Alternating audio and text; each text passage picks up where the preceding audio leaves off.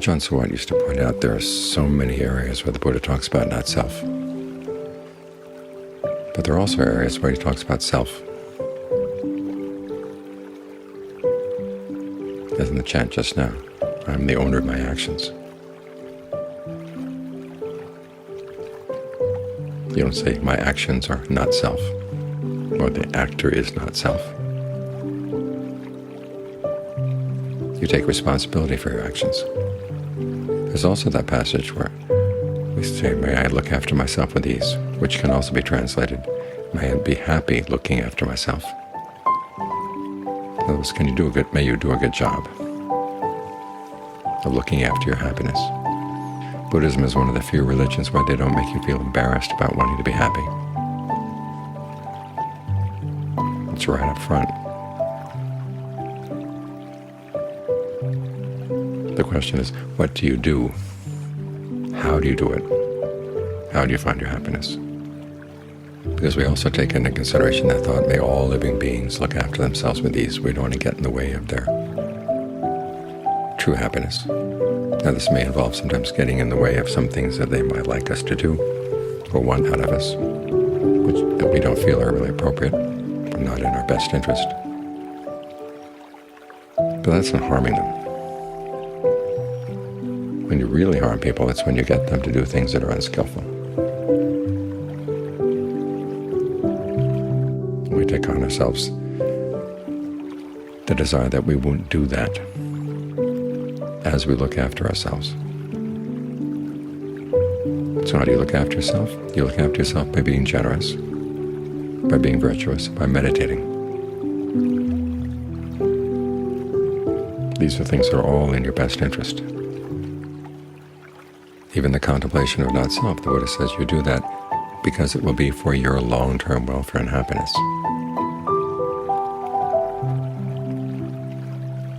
So there's no place where he says there is no self. That's a famous questionnaire where he asks, starting with the body or form, is it constant or inconstant? Inconstant. If something is inconstant, is it stressful or easeful? Stressful. If something is inconstant and stressful, is it worth calling yourself or identifying as yours? Notice he's not coming to the conclusion, there is no self. He comes to simply the conclusion, is it worth it? Because your sense of self is an activity, something you do. The Buddha calls it I-making and my-making. And he looks at the canon, and there are areas where the Buddha says it really is in your interest to be skillful in your I-making and my-making. In the same way, you want to be skillful in figuring out what is not self.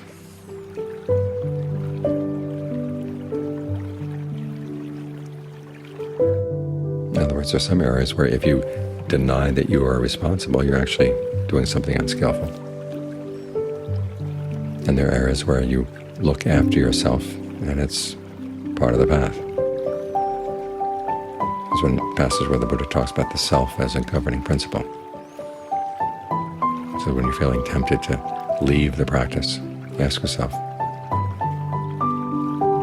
I got on this path because I loved myself. I wanted to put an end to suffering. If I get off this path, would it be appropriate? If I go back to doing things I was doing before, or sometimes worse, would it be appropriate? If you love yourself, no.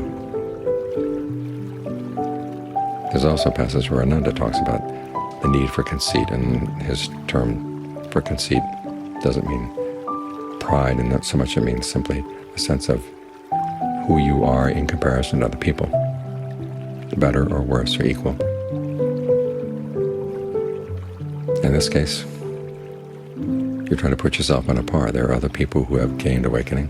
They're human beings. I'm a human being. They can do it. Why can't I? See, these are skillful activities of creating a self. And there are skillful ways of saying not self. In other words, when you realize you don't want to hold on to something.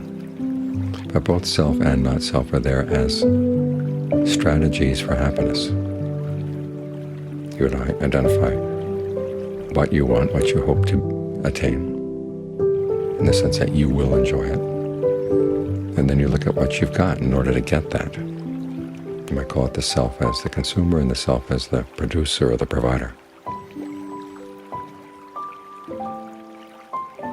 These are activities that we have to use in order to go through life, to figure out what we hold on to and what we let go of as we look for happiness, because there are things that we will have to sacrifice if we want a really reliable happiness.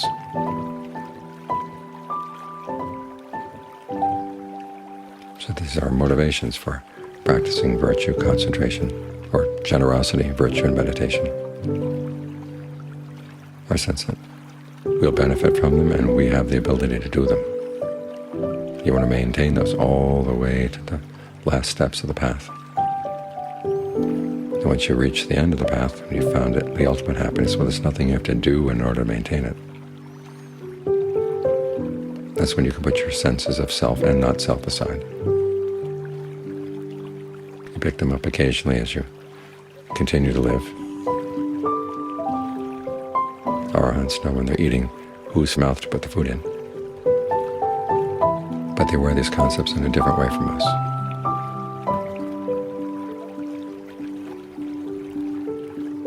But in the meantime, we've got to learn how to look after ourselves.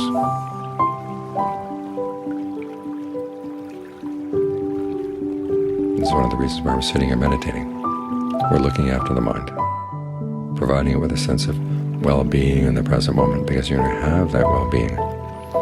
It's a lot easier to look at some of your old habits. You realize you don't want to engage in them anymore, your old unskillful habits. Those are either harmful to yourself, harmful to other people. And that when you're in a bad mood, you tend to hold on to. So one of the purposes of the meditation is, as the Buddha said, to give you a pleasant dwelling. Now, there's a good place to stay right here.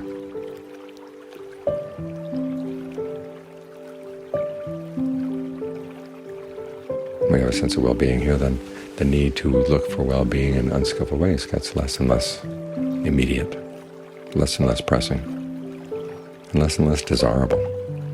You realize you've got something good here, why throw it away?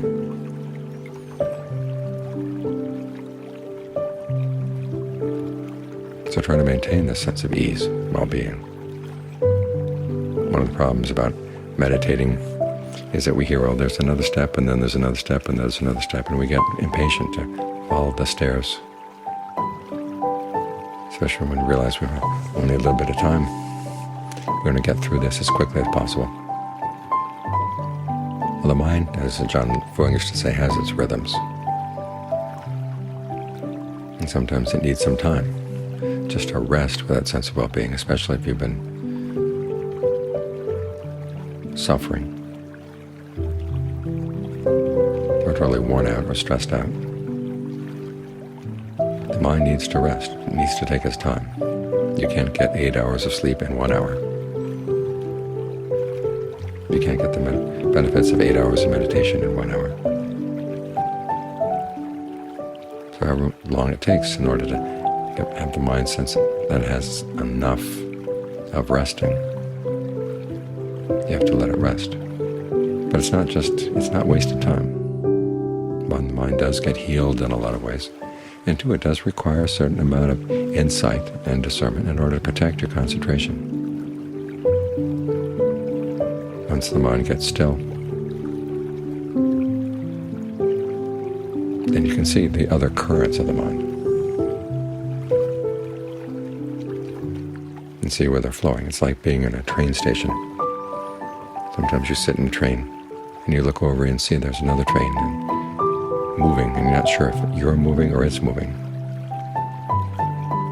But then all of a sudden you see a post go by and you realize, okay, we're the ones that are moving. The mind needs a post. It needs a reference point in order to see it's moving. So you give it this reference point by saying, I'm going to stay here with the breath. And this is going to be my frame of reference. When there's a sense of ease, let it fill the body. Let your awareness fill the body. And then just stay there. Look after it. Tend to it. That's your post. If something else moves in the mind, you see it. If you're moving all the time, you don't see the movements of other things. So you're in a train going through a countryside, and you look out, everything seems to be moving. The trees move, the mountains move, cars move, people move, animals move. Because you're moving.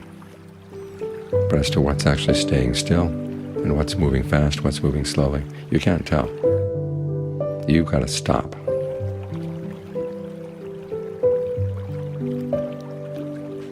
Then you can see. So don't feel that the time spent in maintaining your concentration is wasted. You can put it to good use to learn a lot of things about the mind. Things that are all useful for your happiness. Because it's these little movements of the mind that can disturb you. They can take hold and then turn from little things into big things.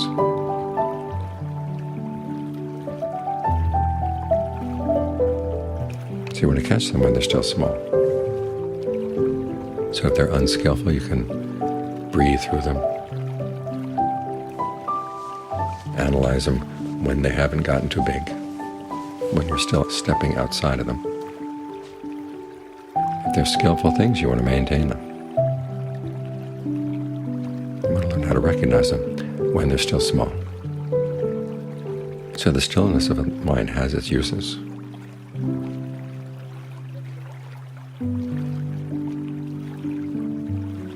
Which means that it is okay to be there with a sense of well-being and allow it to spread around. Now, don't take the well-being as your object. It's going to be the side effect of the breath, the side effect of your staying with the breath.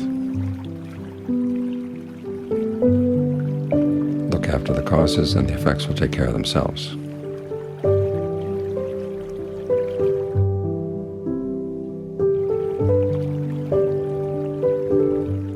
But don't be afraid to maintain the causes simply for the sake of getting the mind in a place to rest, a place to gather its strength, to heal its wounds.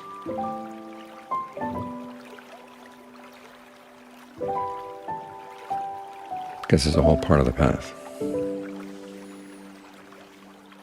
And as the mind begins to tire of concentration, okay, you know there's work to be done.